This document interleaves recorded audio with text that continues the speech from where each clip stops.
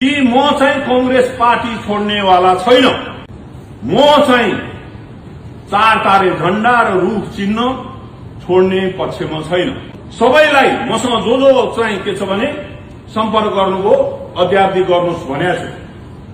पार्टीभित्रै लड्ने हो, ग्रुपभित्र पनि विचार दृष्टिकोण फरक हुन्छ। मेरो दृष्टिकोण यो दाई भनेर माने म आफै स्वयं पनि नेता हो। मेरो कार्यकर्ता पार्टी सभापति भइसक्यो। कसरी भयो, किन भयो, कताबाट भयो छोड्नुहोस्। 20 वर्ष लागेर संस्थापन भएको, संस्थापन हुन 20 वर्ष लाग्यो। कहाँबाट गयो, कताबाट गयो, हाम्रो हातबाट गयो। जसको जिम्मेवारीमा थियो उसैले दियो। अब के भन्नु, हामी त के छ भने सड़कमै थियौं। हिजो संस्थापन भए पनि निर्णयकर्तामा थिएनौं, सड़कमै थियौं। अहिले पनि सड़कमै बल्ल बल्ल ल्याएको संस्थापन गयो। अब के गर्ने, पार्टी छोड्दिने? म चाहिँ छोड्दैन। जसलाई पार्टी खोल्ने जाँगर छ खोले हुन्छ, लागे हुन्छ।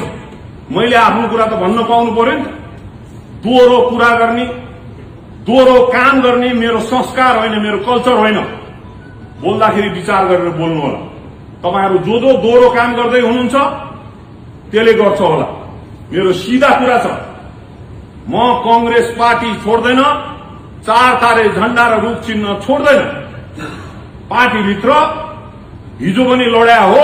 यदि चाहिँ के छ भने मैले बोल्ने कुरामा तपाईहरुलाई चित्त बुझ्दैन भने म आउँदिन भने आउँ। मैले सबैलाई चित्त बुझ्ने कुरा गर्न म सक्दैन। आफ्नो कुरा गर्ने हो, आफ्नो कुरा राख्ने हो। गेन दाइले कोही नेता छैन, तपाई नआएपछि को हुन्छ भनेर भन्नुभयो र म आएको। मेरो दोहोरो कुरा छैन, मैले आफैले अध्याप्ति गरेको छैन, गर्छु। अब तपाईहरुलाई भनेर गर्छु। मिनेन्द्र रिजालले गरे रहेछ, दीपक दाइले पनि अस्ति के गर्ने हो भनेर फोन गरेको थियो। म चाहिँ के छ भने अध्याप्ति गर्छु। कुरा बुझ्नुहोस्, म कांग्रेस पार्टी छोड्दैन। अब म तपाईहरुको प्रतिउत्तर धेरै लाउने पक्षमा छैन। इष्ट कुरा चाहिँ के हो भने म चाहिँ कांग्रेस चार तारे झण्डा र रूख चिन्ह म छोड्दैन। सके राजनीति गरौँला, नसके आलु खेती गर्छु। यति वर्ष र उति वर्षको कांग्रेस भन्ने, कांग्रेसमा भोट नहाल्ने। म यो पार्टीको सके नेता हुँला, नसके आलु खेती गरौँला।